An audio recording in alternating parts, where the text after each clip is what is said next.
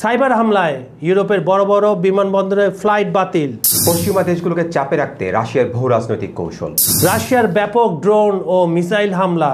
এস্তোনিয়ার অভিযোগ নাকচ করল রাশিয়া। সুপ্রিয় দর্শক, কেমন আছেন আপনারা? নিশ্চয়ই ভালো।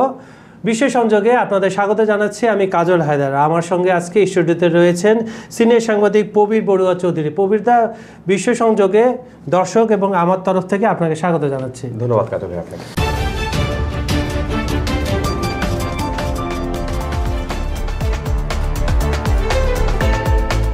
প্রাণপ্রিয় দর্শকরা কিছু কমেন্টস করেছেন, আমি পড়ে তারপর মূল অনুষ্ঠানে যাচ্ছি। দেবব্রত একজন আমাদের বিদেশি দর্শক, উনি লিখেছেন, আপনার ইউরোপীয় ইউনিয়ন, আপনার রাশিয়া সব কিছু যদি আপনাদের স্টুডিওর অধীনে থাকে তাহলে বাকি বিশ্ব নেতারা কী জন্য বসে আছে? কালকে আমরা আহ্বান জানিয়েছিলাম। যাক, আমরা আমাদের আহ্বান জানিয়ে যাব। আপনার কমেন্টসের জন্য ধন্যবাদ। শহীদুল খান নামে একজন বলছেন, হাতির সাথে কুকুর লাগিয়ে দেওয়া, এটা আমেরিকা ইউরোপকে শুধু নয় পৃথিবীকে খেসারত দিতে হচ্ছে, মানে রাশিয়ার পিছনে যে লেগেছে। আচ্ছা, মোহাম্মদ নামে একজন দর্শক লিখছেন, রাশিয়ার বিজয় অর্জন সুনিশ্চিত। উনি রাশিয়ার ভক্ত, বোঝা গেছে, পুতিনের ভক্ত। বিশ্বজিৎ কুমার নামে আমাদের একজন দর্শক লিখছেন, রাশিয়ার প্রতিটি মানুষ, ভূমি, প্রকৃতি সবই একটা দুর্ভেদ্য দুর্ধর্ষ যোদ্ধা। দর্শক, আমরা মূল অনুষ্ঠানে ফিরে যাচ্ছি। প্রবীরদা, এক প্রকার গত সপ্তাহ থেকে দেখছি, গত 10-8 দিন ধরে দেখছি ইউরোপকে পুরো ব্যতিব্যস্ত রেখেছে রাশিয়া। এতদিন দেখতাম ইউক্রেনের উপরে হামলা এবং এর ফাঁকে ফাঁকে আপনার আলাপ আলোচনা চলতো, আলাস্কা বৈঠক, তারপরে ওভাল অফিসের বৈঠক, তারপরে কে কার দেশে যে বৈঠক করবে একটা ছিল, তারপর আবার হামলা বাড়ালো দুই দেশ। হামলা করার পরে আমরা দেখলাম প্রথমে পোল্যান্ডে 17 থেকে 18টা ড্রোন, রাশিয়ান ড্রোন ঢুকে গেলে, এরপরে হচ্ছে রোমানিয়ায় একটা ড্রোন প্রায় ঘন্টাখানেক যাবৎ আকাশে ঘুরে ওটা আবার রাশিয়ার দিকে আক্রমণ করতে ঢুকে গেছে। এরপরে আপনার এস্তোনিয়াতে ওখানে প্লেন পাঠানো হয়েছিল, জঙ্গি ফাইটার পাঠানো, পরে ন্যাটোর ফাইটারগুলো যেটা আপনার ছিল ফ্রান্সের, তারা করিয়ে ওটা করেছে। তো এটা আবার নাকচ করেছে পরবর্তীতে। আপনি একটা ডিটেলস বলছেন। আমার এত কথা বলার উদ্দেশ্য হচ্ছে, এবার একটা ইউরোপের বড় বড় বিমানবন্দরে আপনার সাইবার হামলা হয়েছে, এই জন্য প্রচুর ফ্লাইট ডিলে হয়েছে এবং বাতিলও হয়েছে। এটা গতকালকের ঘটনা। তো দর্শকদের যদি আপনি একটু ডিটেলস বলছেন, আসলে ঘটনাটা কি হয়েছে? আসলে আমার কাছে যেটা মনে হচ্ছে যে গত সপ্তাহের সাথে যদি আমরা তুলনামূলক বিচারে যাই, ইউরোপের বর্তমান অবস্থা, মানে বিশেষ করে রাশিয়া কেন্দ্রিক এবং ইউক্রেন কেন্দ্রিক, এটা গত 1 মাস আগেও যেটা রাশিয়া ইউক্রেনের মধ্যে একটা জায়গায় ছিল, সেই বিষয়টা থেকে কিন্তু আমরা আস্তে আস্তে সরে আসছে এবং বৃদ্ধি হচ্ছে এবং সম্প্রসারিত হচ্ছে আবার ইউরোপের দেশগুলোর দিকে। যেমন আপনি শুরুতেই বলছিলেন যে যেটা পোল্যান্ডের সাথে যে সমস্যাটা দেখে, 17-18টি ড্রোন ঢুকে গেছে এবং এটাতে ন্যাটো এটার সাথে আসলে জড়িয়ে যাওয়া, সেটা এক পর্যায়ে ছিল। ন্যাটোর পক্ষ থেকে এটা জানানো ছিল, রাশিয়া একটু মাঝামাঝি থেকে একটা স্টেটমেন্ট দিল যে এটা আসলে ঠিক বিষয় সেটা না। কিন্তু গতকাল যে এস্তোনিয়ার যে ঘটনাটাই ঘটলো, আমার কাছে মনে হচ্ছে এইটা আসলে এক ধরনের রাশিয়া অস্বীকার করছে যে বিষয়টা ওরকম না, কিন্তু এই যে এস্তোনিয়াতে আপনার ফাইটার ঢুকে যাওয়া, ফাইটার কোনো অবস্থান করা খুব অল্প সময়ের জন্য, কিন্তু এই বিষয়টা আসলে পুরোটা যদি আপনি ক্রমান্বয়ে একটি সাজাতে থাকেন, মানে প্রত্যেকটা যদি একটার পরে সাজান, তাহলে আপনি দেখতে পাবেন আসলে বিষয়টা হচ্ছে একটা যুদ্ধের দিকে যাওয়া বা একটি মানে ভূ রাজনৈতিক একটা টেনশন তৈরি করা, একটা ভূ রাজনৈতিক একটি আমার চাপ সৃষ্টি করা ইউরোপের দেশগুলোর প্রতি। পুতিন এই কাজটি আসলে করে যাচ্ছেন পুতিনের, এবং এইটার জন্য তার আসলে দীর্ঘমেয়াদী চিন্তা বা কী ধরনের চিন্তা তিনি করছেন সেটা এখনও পরিষ্কার না। কিন্তু এইটা পরিষ্কার যে তিনি আসলে সবাইকে একসাথে এখানে চিন্তায় ফেলে দিয়েছেন। আসলে তিনি কি করতে চান, তার কী ধরনের টার্গেট আছে, কী ধরনের, যদিও যুদ্ধের কৌশল আসলে রণকৌশল তো কেউ ডিসক্লোজ করেন না, কেউ খুলে বলেন না যুদ্ধের শুরুতেই, কিন্তু তার এই যে ক্রমান্বয়ে পার্শ্ববর্তী দেশগুলোকে একটা একটা টাচ করে যাচ্ছে, প্রত্যেকটি সীমান্তকে, প্রত্যেকটি দেশের যারা এই ন্যাটোভুক্ত দেশ, এবং বিষয়টা সমস্যা হচ্ছে ওই জায়গায় শুধুমাত্র পার্শ্ববর্তী দেশ হলে হয়তো জিনিসটাকে আমরা একটু অন্যভাবে দেখতাম, ভুলে ঢুকে গেছে, কিন্তু এটি ক্রমান্বয়ে নেটোভুক্ত দেশগুলোর সাথে, সীমান্তবর্তী নেটোভুক্ত দেশগুলোর সাথে তার একটা মানে টেনশন তৈরি হচ্ছে। এবং এই বিষয়টাই আসলে আমার কাছে যেটা মনে হচ্ছে যে এটা হয়তো সামনের সপ্তাহগুলোতে, সামনের দিনগুলোতে আরও বেশি আকারে দেখা যাবে এবং এই দেশগুলো আস্তে আস্তে একটা জায়গায় চলে আসছে। আপনি একটা জিনিস খেয়াল করবেন যে এই লাতভিয়া, এস্তোনিয়া, লিথুনিয়া, এই দেশগুলো কিন্তু আকাশ প্রতিরক্ষা ব্যবস্থা, যেটা আমরা জানি আকাশ প্রতিরক্ষা ব্যবস্থা আসলে কোন সময় মানুষ ডেভেলপ করে, চালু করে, যখনই ডেভেলপ করে, যখন তার নিরাপত্তা সংকটটা দেখা যায়, যখন তার সে যখন মনে করে যে সে আক্রান্ত হতে পারে, মিসাইল আক্রান্ত আসতে পারে, সেটা হচ্ছে ফাইটার ঢুকে যেতে পারে, তখনই কিন্তু তার সে আকাশ প্রতিরক্ষা ব্যবস্থা চালু করে। আর এই আকাশ প্রতিরক্ষা ব্যবস্থা আমরা দেখছি বিভিন্ন দেশের মিডল ইস্টের যুদ্ধগুলো আমরা দেখছি এই আকাশ প্রতিরক্ষা ব্যবস্থা কতটা শক্তিশালী ব্যবস্থা এবং কোন সময় এগুলো চালু করা হয়। ঠিক এই বিষয়টা এখানে যখন চালু হচ্ছে তখন বুঝেই নেওয়া যায় যে রাশিয়া এবং ন্যাটোভুক্ত দেশগুলো এখন আসলে একটা সম্মুখ অবস্থানে আছে, মুখোমুখি অবস্থানে আছে। এখন হয়তো সামনের সপ্তাহগুলোতে বিষয়টি আরও পরিষ্কার হবে। রাশিয়া যে অন্যান্য দেশে মানে ন্যাটোভুক্ত দেশের মধ্যে যে উত্তেজনা সৃষ্টি করছে, হামলা ওভাবে চালায়নি কিন্তু উত্তেজনা সৃষ্টি করছে, এটা অনেকে দায়ী করছে মার্কিন প্রেসিডেন্ট ডোনাল্ড ট্রাম্পকে। কারণ হচ্ছে মার্কিন কংগ্রেসম্যানরা মার্কিন যুক্তরাষ্ট্রের ট্রাম্পকে বলেছেন যে আপনি আপনার দেশের প্রতিরক্ষার প্রতি নজর দেন। এই জন্য ট্রাম্প আস্তে আস্তে কিন্তু ন্যাটোকে বলছে তোমাদের সমস্যা, এটা 2 দিন আগে তার সোশ্যাল মিডিয়ায় বলেছে যে ন্যাটোকে এখন দেখতে হবে এই সমস্যা।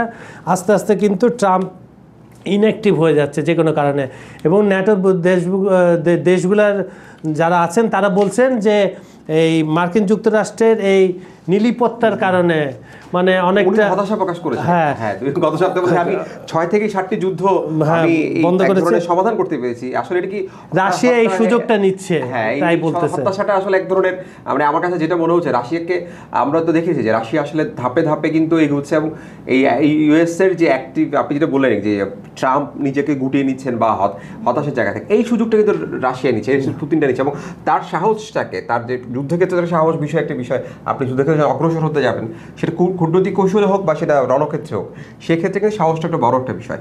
সেই সুযোগটা কিন্তু এখন এখানে একদম আপনি দেখতে পাবেন যে পুতিন কিন্তু খুব শতভাগ নিচ্ছেন এখানে এই জায়গায়। সেইটা হচ্ছে এই জন্য আমার কাছে যেটা মনে হচ্ছে যে আসলে রাশিয়ার এই জায়গাটা পুতিনের মানে যুদ্ধের যে কৌশলটা বা এইখানে তিনি আসলে আমেরিকা থেকে অনেক বেশি এগিয়ে আছেন। আচ্ছা, তাহলে কি বলা যেতে পারে যে ট্রাম্প আলোচনায় ব্যর্থ? কারণ হচ্ছে তিনি নির্বাচিত হওয়ার আগে বলেছিলেন আমি একদিনের যুদ্ধটা থামিয়ে দেব। পরবর্তীতে তিনি কিছুদিন আগে বলেছেন আমি আলোচনা করতে গিয়ে বুঝেছি এটা খুবই কঠিন একটা ব্যাপার, ইগোর একটা সমস্যা আছে। তাহলে ট্রাম্প কি আর আলোচনায় কাউকে বসাবেন না বা ওই ধরনের? কিন্তু উনি এখনো কিন্তু পুতিনকে এক প্রকার বকাঝকা করলে সাপোর্ট দিয়ে যাচ্ছেন, কারণ যখন ড্রোনগুলো ঢুকেছিল সে রাশিয়ার স্টেটমেন্ট আসার আগে সে বলেছিল এটা ভুলবশত হয়েছে। হ্যাঁ, মানে তার আসলে একটা সম্পর্কের কথা আসলে আমরা সেটা গত টার্ম থেকে আমরা যেটা শুনে আসছি যে রাশিয়ার সাথে এটা নিয়ে অনেক ধরনের মার্কিন মিডিয়াতে অনেক ধরনের সমালোচনা হয়েছে, আলোচনা হয়েছে যে রাশিয়ার সাথে বা পুতিনের সাথে ট্রাম্পের একটা আসলে ভালো সম্পর্ক আছে। মানে এটা অন্যান্য আগের প্রেসিডেন্টের চাইতে ট্রাম্প এই যোগাযোগটা পুতিনের সাথে রক্ষা করেছেন, এবং এটা কিন্তু আপনি আলাস্কা বৈঠকে একটা তো এটার নমুনা আমরা বলতে পারি যে খুব দ্রুত সময়ের মধ্যে যে আপনার এই কারণ হচ্ছে আপনার বাইডেন প্রশাসনের সাথে চীনের সম্পর্ক ওইভাবে ভালো ছিল না, নর্থ কোরিয়ার ভালো ছিল না, কিন্তু আবার ট্রাম্পের এই যে যুদ্ধ যারা করেন তাদের নেতাদের সাথে ট্রাম্পের একটা আসলে ভালো একটা সম্পর্ক আমরা দেখতে পাচ্ছি। এটাই আপনি যেটা উত্তর কোরিয়ার কথা বলেন কিমের সাথে, তারপর চীনের সাথে, এবং খুব স্বাভাবিকভাবে উনি কিন্তু খুব দ্রুত এই যোগাযোগগুলো করে নেন। মানে এই জিনিসটা আসলে বাইডেন প্রশাসনের ক্ষেত্রে আমরা দেখেছি অনেক সময় আসলে যে বাইডেন প্রশাসন হয়তো সময় নিয়েছেন, এই সময়টা ট্রাম্প নিজেই কিন্তু ব্যক্তিগত উদ্যোগে নিয়ে নেন। এই জায়গাটাতে ট্রাম্প একটু এগিয়ে থাকেন আমার কাছে যেটা মনে হয়। আচ্ছা, আমরা যে প্রথম সেগমেন্টে ছিলাম যে সাইবার হামলা ইউরোপের বড় বড় বিমানগুলোর ফ্লাইট বাতিল বা ডিলে হয়েছে, এখন কোনো পক্ষ বা রাশিয়ার পক্ষ থেকে কোনো প্রতিক্রিয়া জানানো হয়েছে এ ধরনের কোনো নিউজ? আমি আসলে এটা আমি গতকাল যখন রাত্রে থেকে দেখছিলাম, আজকে সকাল থেকে ফলো করছিলাম, এটা আসলে আমি এখনো পর্যন্ত তাদের এটা পাইনি। এখানে আসলে একটা কথা বলে রাখা উচিত যে আপনি হয়তো যদি গত 2-3 বছরের মধ্যে যদি আপনি এই জিনিসটা খেয়াল করেন, হিথ্রো বিমানবন্দর সহ ইউরোপের কিছু বিমানবন্দরের এই যে ফ্লাইট জটিলতা তৈরি হচ্ছে বিভিন্ন কারণে। আমি যে স্বাভাবিকভাবে যেন আবহাওয়ার জন্য সেটা তো আমরা একপাশে রেখে দিলাম, এই বিভিন্ন কারণে হঠাৎ করে দেখা যাচ্ছে বিভিন্ন এয়ারলাইন্সের জটিলতা হচ্ছে। কিন্তু এবারের জটিলতা আমি আসলে একটু অন্যরকম দেখছি। এটা আসলে আপনি যে চেক ইন এবং যে সিস্টেমটা, যে সাপোর্ট যে সিস্টেমটা, তাদেরকে ওই কোম্পানিটার সাইটটা হ্যাক হয়েছে। ইউরোপের যে সেন্টার যে আমরা ধরি, যে ইউরোপে যে লন্ডনকে হিথ্রো এয়ারপোর্টকে যদি আমরা একটা কেন্দ্রে রেখে চিন্তা করি, তাহলে কিন্তু আশপাশে যে মানে আপনার সবচেয়ে বিজি যে এয়ারপোর্টগুলো আছে, গুরুত্বপূর্ণ যে বিমানবন্দরগুলো, সেগুলোর মধ্যে কিন্তু এটা হয়েছে। জার্মানির একটা অংশ পর্যন্ত আপনার চলে গেছে। সো এটা আপনার বুঝতে হবে যে আসলে এটা সহজ কোনো স্বাভাবিক প্রক্রিয়া আসলে এটা হয়নি। আমরা সাধারণত জানি হ্যাকিংগুলো আসলে একটা নির্দিষ্ট উদ্দেশ্য নিয়ে করা হয়, সেই উদ্দেশ্যগুলোর আসলে একটা পর্যায়ে এখানে নিশ্চয় কোনো হয়তো 2-1 দিনের মধ্যে হয়তো আমরা জেনে যাবো আসলে কারা এই পিছনে রয়েছে। আপনার ওই যে পোল্যান্ডে হামলার পরে এখন পোল্যান্ডের সীমান্তে যে রাশিয়া ঘ্যাসের যে সীমান্ত, সেখানে টহল বাড়িয়ে দিয়েছে পোল্যান্ড এবং মিত্রবাহিনী বলতে আমরা ন্যাটোকে বুঝে। এই নিয়ে যদি কিছু বলতেন দর্শকদের। আরে এখন ওই যে আমরা কি শুরুতে যে আলোচনাটা করছিলাম যে পার্শ্ববর্তী দেশগুলোতে আসলে এক ধরনের আপনার পার্শ্ববর্তী যে প্রতিবেশী দেশগুলোর মধ্যে রাশিয়া আসলে ন্যাটোভুক্ত প্রতিবেশী দেশগুলোকে, ইউরোপের প্রত্যেকটা দেশকে সে মোটামুটি এখন একটা টেনশনের মধ্যে রেখেছে।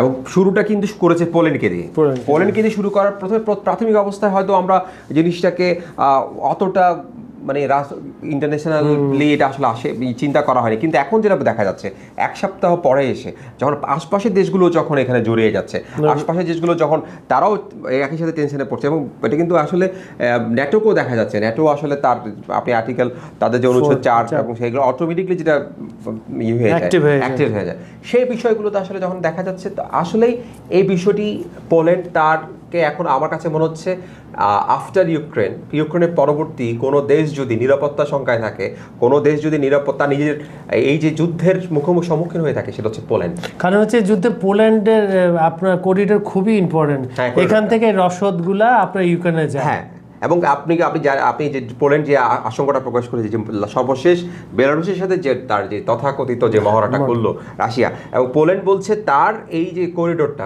দখল নেওয়ার একটা কৌশল হিসাবে একটি এই মহড়াটার একটা অংশ ছিল। এটা তার এই অভিযোগটা কিন্তু মানে এক ধরনের ভ্যালিড, মানে কিন্তু কারণ হচ্ছে এই জিনিসটার দিকে, এই করিডোরটা যদি ইউরোপে আপনি ঢুকতে যান রাশিয়ার অঞ্চল থেকে, তাহলে এই করিডোরটা কিন্তু খুবই গুরুত্বপূর্ণ। তার কারণ এখন যেহেতু যুদ্ধ কৌশলে ছক আঁকছেন পুতিন, সুতরাং তার পোল্যান্ডকে নিয়ে এই করিডোরটা নিশ্চয়ই একটা কৌশল আছে। না হলে আপনি এই ধরনের মহড়া এই মুহূর্তে করতে যাওয়া, এই ধরনের বিষয়ে অ্যাডভান্সড হওয়া, তা কোনো কারণ ছিল না বলে আমার মনে হয় না। আচ্ছা, আজকের সেগমেন্টের সর্বশেষ বিষয়টা হচ্ছে আপনার যে এস্তোনিয়ার অভিযোগ নাকচ করে দিয়েছে রাশিয়া। তারা বলছে যে তাদের কোনো যুদ্ধবিমান আকাশসীমা ভঙ্গ করে। আপনি জানেন যে আপনার 19শে সেপ্টেম্বর রাশিয়ার 2টি মিগ তাদের আকাশসীমা মানে এস্তোনিয়ার আকাশসীমা লঙ্ঘন করে ঢুকে যায় এবং অনেকক্ষণ ছিল। তারপরে আপনার ন্যাটো মিত্রবাহিনীর ফ্রান্সের যে জেট বিমান ছিল সেটা তাড়া করে বলেছে। এটা অস্বীকার করেছে। অফিসিয়ালি কি বলেছে রাশিয়া এই বিষয়ে? রাশিয়া বলছে আমরা আসলে এই ঘটনাটা, তারা যখন এস্তোনিয়ার পক্ষ থেকে অভিযোগটা করা হয়, সেই ক্ষেত্রে আমরা জানি যে রাশিয়া এস্তোনিয়ার আসলে মানে খুব কাছাকাছি এই অবস্থান, এবং আসলে এতদিন পর্যন্ত এস্তোনিয়াতে আসলে এই ধরনের কোনো সমস্যার মানে আন্তর্জাতিক কোনো রাজনৈতিক অঙ্গনে কিন্তু আমরা এস্তোনিয়াকে নিয়ে কোনো ধরনের আলোচনা দেখি না। এস্তোনিয়াকে আমরা অন্যভাবে চিনি, তাদের প্রযুক্তিগত বিভিন্ন ডেভেলপমেন্ট থেকে আমরা চিনি, কিন্তু এই যে আন্তর্জাতিক যে একটা এস্তোনিয়ার যে এখানে পোল্যান্ডের পর এস্তোনিয়া এখানে ঢুকে যাওয়া এবং এস্তোনিয়াকে সে এক ধরনের জড়িয়ে ফেলানো রাশিয়ার এই কারণে। কিন্তু রাশিয়ার, যদিও আমরা হয়তো সবাই বলছি যে রাশিয়ার যুদ্ধ বিমান ঢুকেছে, কিন্তু রাশিয়া অফিসিয়াল স্টেটমেন্ট হচ্ছে যে আসলে এই যুদ্ধ বিমানটা ঢুকেনি, এটা এক ধরনের ইউরোপিয়ানদের অপপ্রচার। তার সেই বিতর্ক যাদেরকে নিয়ে তার যত ধরনের বিতর্ক, যারা ইউরোপের যেসব লিডারকে নিয়ে রাশিয়ার অভিযোগ, যারা ইউক্রেনের সাথে শান্তি আলোচনার কে নস্যাৎ করছে, তাদেরকেই প্রতি আসলে ইঙ্গিত করছে যে এই ধরনের কোনো ঘটনা আসলে রাশিয়া করেনি। যদি রাশিয়া, আমি একটু বলেছি ড্রোনের বিষয়টা, কিন্তু পোল্যান্ডের ড্রোনের বিষয়ে রাশিয়া এক ধরনের স্বীকার করেছে, এটা জাস্ট তবে যেভাবে প্রচার চালানো হচ্ছিল সেই ধরনের বিষয় না। এই ক্ষেত্রে কিন্তু রাশিয়া অস্বীকার করেছে না, আমার কোনো ধরনের যুদ্ধ বিমান আবার এস্তোনিয়ার আকাশে ঢোকেনি, আকাশসীমায় ঢোকেনি। এখন আপনি যদি হিসাবটা সরল করেন বা মোটা দাগে টান দেন, তাহলে আপনার দেখা যাবে যে 3.5 বছর ইউক্রেনের মাধ্যমে রাশিয়াকে অস্থিরতায় রেখেছিল ন্যাটো বা মার্কিন যুক্তরাষ্ট্র। সেই খেলাটা এখন রাশিয়া খেলছে ন্যাটোর সঙ্গে, অস্থিরতা দিয়ে তাদের উপরে টেনশনটা তাদের উপরে ফেলে দিচ্ছে। তো সামনের সময়গুলোতে এই বিষয়গুলো আরও ক্লিয়ার হবে, যেহেতু অনেকটাই ইনঅ্যাক্টিভ হয়ে গেছে মার্কিন যুক্তরাষ্ট্র ন্যাটোর ব্যাপারে আর ইউক্রেনের যুদ্ধের ব্যাপারে। কারণ হচ্ছে ট্রাম্প কোনোভাবেই পুতিনকে বোঝাতে পারছে না বা পুতিনও তার লক্ষ্য থেকে সরছে না। সব কিছু মিলিয়ে পরিস্থিতি কিন্তু জটিল এবং এটা সামনের সময়গুলোতে আরও জটিলতার সৃষ্টি হবে বলে বিশ্লেষকরা মনে করছেন। তো সুপ্রিয় দর্শক, আজকে বিশ্ব সংযোগের এই অনুষ্ঠানটা এখানে শেষ করছি। আমাদের এই এপিসোডটা যদি আপনাদের ভালো লেগে থাকে লাইক কমেন্টে শেয়ার করবেন, আমাদের চ্যানেলটি সাবস্ক্রাইব করে রাখুন। আজ এখানে বিদায় নিচ্ছি, আগামীকাল আবার দেখা হবে। ভালো থাকবেন, সুস্থ থাকবেন, নিরাপদে থাকবেন। ধন্যবাদ সবাইকে।